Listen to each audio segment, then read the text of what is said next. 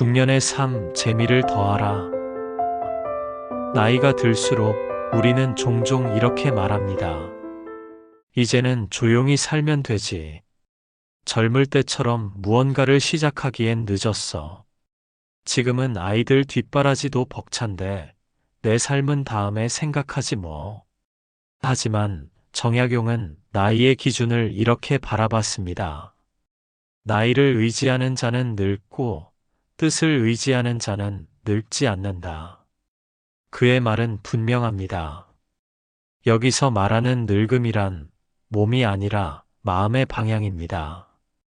뜻을 품고 살아가는 사람은 언제나 새롭고 젊으며 마음의 불꽃을 잃어버린 사람은 스스로 늙어가는 것입니다. 중년 이후의 삶을 내리막이 아닌 두 번째 전성기로 만드는 방법을 정약용의 깊은 가르침으로 전해드립니다. 첫 번째, 가벼운 마음이 가벼운 인생을 만든다. 정약용이 남긴 말 중 가장 많은 이들이 위로를 얻는 문장이 있습니다. 마음이 고요하면 온 세상이 고요해진다.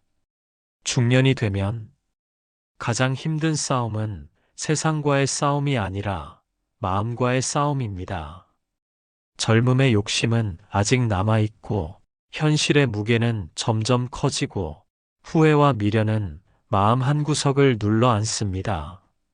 하지만 정약용은 이렇게 말합니다.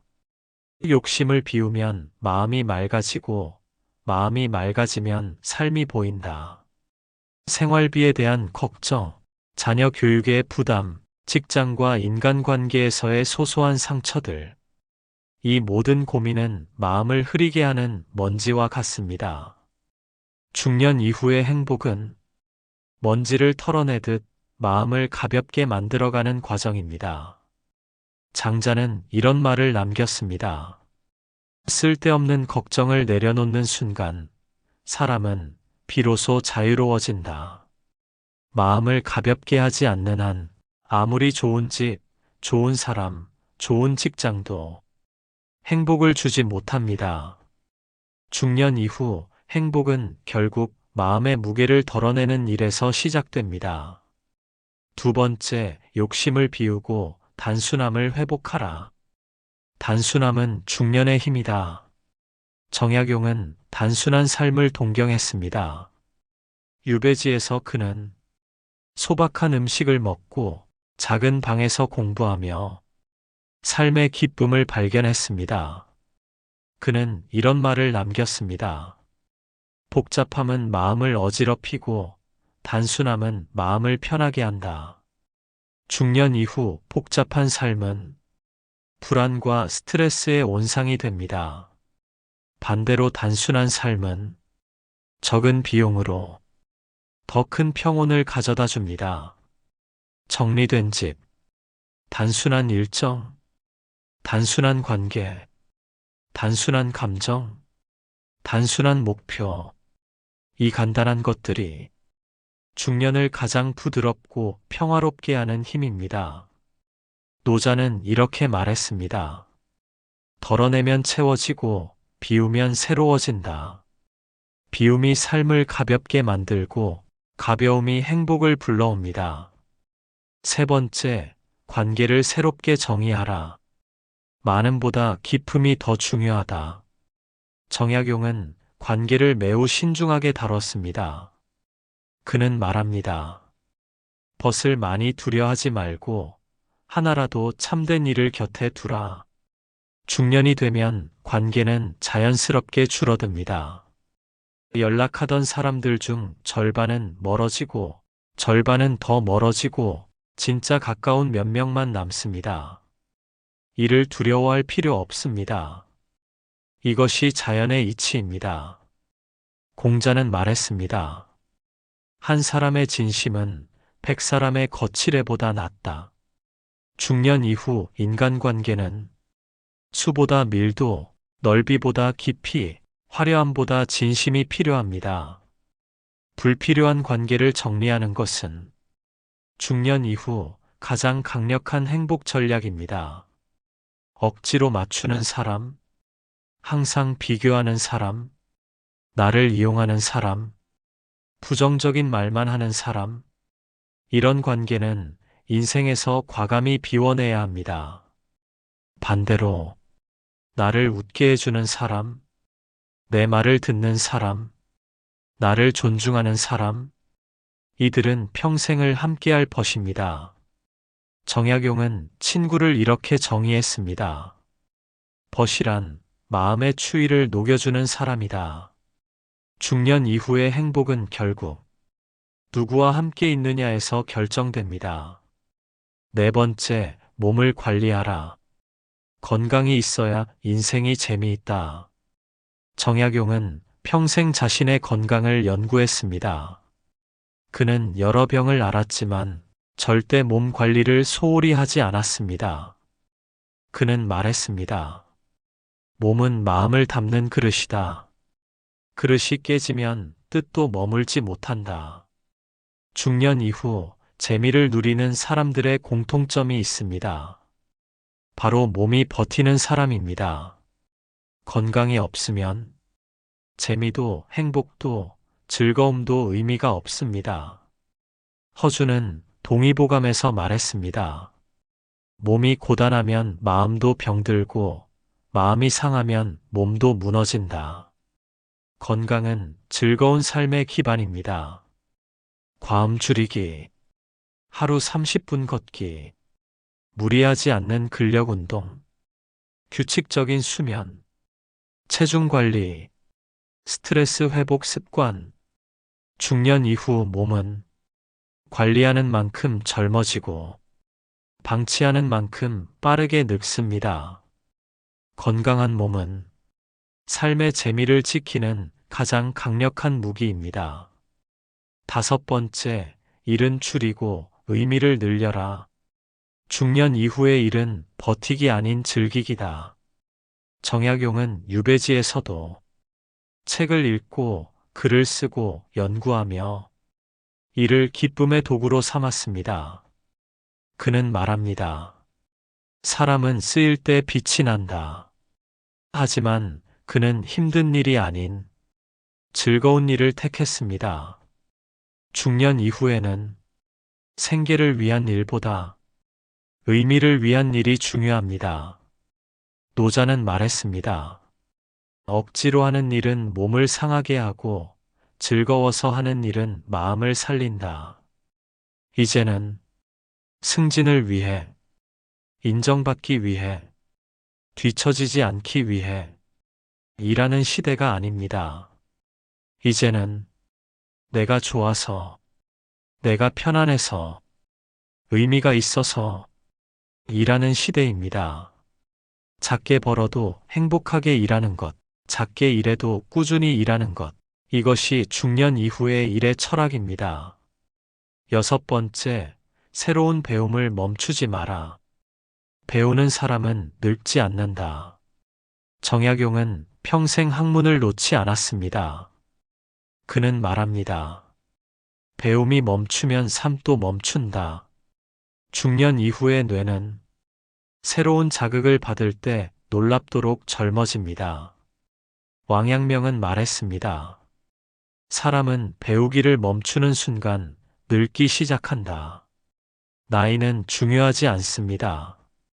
중요한 것은 새로운 것을 배우고자 하는 마음입니다. 악기 배우기, 새로운 요리, 외국어 공부, 글쓰기, 그림, 사진, 식물 키우기, 천천히 책 읽기. 배움은 즐거움입니다. 그리고 배움은 희망입니다. 희망이 있는 사람은 절대 늙지 않습니다. 일곱 번째, 기록하라. 기록은 마음을 단단하게 만든다. 정약용은 매일 기록했습니다. 감정, 생각, 배운 것, 깨달음, 모두 글로 남겼습니다. 그는 말했습니다. 기지증명, 즉, 기록하면 마음이 밝아진다. 기록은 마음을 정리하고, 감정을 안정시키고, 삶을 반성하게 만들며, 성장을 빠르게 합니다. 순자는 말했습니다. 기록하지 않으면 마음은 흩어지고 기록하면 마음은 길을 찾는다. 하루 3줄이라도 좋습니다. 오늘의 감사, 오늘의 배움, 오늘의 마음, 오늘의 목표. 기록은 자신에게 보내는 편지이며 중년 이후 마음을 강하게 만드는 최고의 습관입니다. 8번째, 속도를 늦추어라. 빠름보다 기쁨이다. 정약용은 속도를 중요하게 생각하지 않았습니다. 그는 말했습니다. 천천히 가더라도 바르게 가면 길을 얻는다. 중년 이후에는 빠르게 가는 것이 중요한 시대가 아닙니다. 이제는 깊게 사는 시기입니다. 천천히 걷기, 천천히 말하기, 천천히 생각하기, 천천히 즐기기, 천천히 배우기. 주자는 말했습니다. 속도는 마음을 흩뜨리고 깊이는 마음을 모은다. 중년 이후 행복은 빠르게 누리는 것이 아니라 천천히 음미하는 것입니다. 삶의 속도를 늦추면 비로소 주변이 보이고 자신이 보이고 감정이 보이고 인생이 보입니다. 9번째, 유머를 잃지 마라. 웃음은 중년의 최고의 약이다. 정약용은 매우 유머 있는 사람이었습니다. 그는 고난 속에서도 웃음을 잃지 않았습니다. 그는 말했습니다. 웃음은 마음의 병을 고치는 큰 약이다. 중년 이후 너무 심각하게 살 필요 없습니다. 가볍게 웃고, 가볍게 넘기고, 가볍게 용서하고, 가볍게 받아들이는 것. 이것이 중년의 여유입니다. 해자는 이렇게 말했습니다. 마음이 가벼운 사람은 인생이 가볍다. 웃는 중년은 주변 사람을 편안하게 만들고 스스로의 삶을 부드럽게 만듭니다. 10번째, 취향을 되찾아라. 중년 이후 취향은 곧 인생이다. 정약용은 자신의 취향을 분명히 알고 있었습니다. 그는 차를 좋아했고, 책을 좋아했고, 대화를 좋아했고, 산책을 좋아했습니다. 그는 말했습니다. 사람은 좋아하는 일을 할 때 비로소 본래의 얼굴을 찾는다. 중년 이후 취향은 매우 중요합니다. 좋아하는 음악, 좋아하는 공간, 좋아하는 취미, 좋아하는 향기, 좋아하는 음식, 좋아하는 시간대. 취향은 삶의 리듬을 만들고 삶의 질을 결정합니다. 중년 이후 취향을 되찾는 것은 자신을 되찾는 일과 같습니다. 11번째, 인생의 시야를 넓혀라. 시야가 넓으면 고민은 작아진다. 중년의 가장 큰 고민은 시야가 좁아지면서 찾아옵니다. 정약용은 말했습니다. 많이 보면 편해지고 적게 보면 괴로워진다. 걱정과 고민은 시야가 좁아지면 커지고 시야가 넓어지면 작아집니다. 장자는 말합니다. 산 위에서 보면 산 아래의 모든 걱정이 작아진다. 여행, 산책, 책, 다큐멘터리, 자연, 새로운 사람과의 만남, 시야를 넓히는 모든 활동은 중년의 정신 건강을 지켜주는 강력한 도구입니다. 12번째, 감사하는 법을 배워라. 감사는 마음의 근력이다. 정약용은 감사를 입에 달고 살았습니다. 그는 기록 속에서 늘 말합니다. 매일 감사할 일 하나만 찾아도 마음은 맑아진다. 중년 이후 감사는 삶의 질을 바꾸는 가장 빠른 길입니다. 있는 것에 감사, 과거에 감사, 현재에 감사, 사람에게 감사, 작은 일에 감사, 맹자는 이렇게 말했습니다. 감사는 복을 끌어당기는 마음이다. 감사하는 사람은 이미 행복을 가진 사람입니다. 13번째, 나를 돌보아라. 가장 중요한 사람은 바로 나. 중년 이전의 삶은 대부분 남을 위해 살았습니다. 가족을 위해, 일을 위해, 자녀를 위해, 의무를 위해, 책임을 위해. 하지만 중년 이후부터는 자신을 위하는 시간이 필요합니다. 정약용은 말했습니다. 자신을 아끼는 사람만이 타인을 도울 수 있다. 타인을 돌보려면 먼저 자신을 돌보아야 합니다. 좋아하는 곳에 가고, 좋아하는 옷을 입고, 좋아하는 일에 시간을 쓰고, 나를 위한 돈을 쓰고, 나만의 시간을 확보하는 것. 나를 돌보는 일은 이기적인 것이 아니라 지혜로운 것입니다. 14번째, 소속감을 찾아라. 혼자 있지만 혼자가 아니다. 중년 이후에는 외로움이 가장 커지는 시기이기도 합니다. 정약용은 말했습니다. 사람은 더불어 살아야 마음이 자란다. 중년 이후 소속감을 잃으면 행복도 점점 줄어듭니다. 하지만 소속감은 크게 만들 필요 없습니다. 작은 모임, 운동 모임, 독서 모임, 취미 모임, 온라인 커뮤니티, 동네 산책 모임, 이 작은 소속감이 삶을 따뜻하게 만듭니다. 노자는 말했습니다.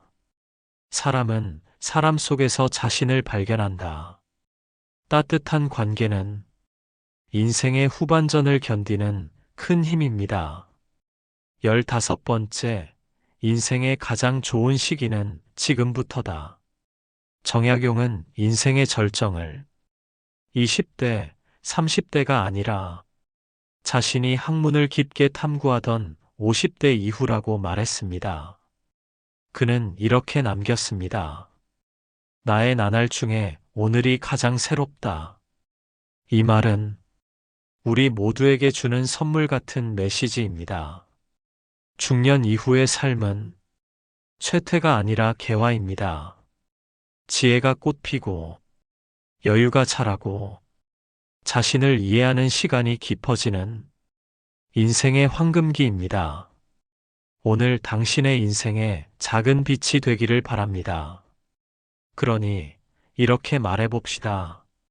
지금부터의 삶이 가장 빛날 것이다.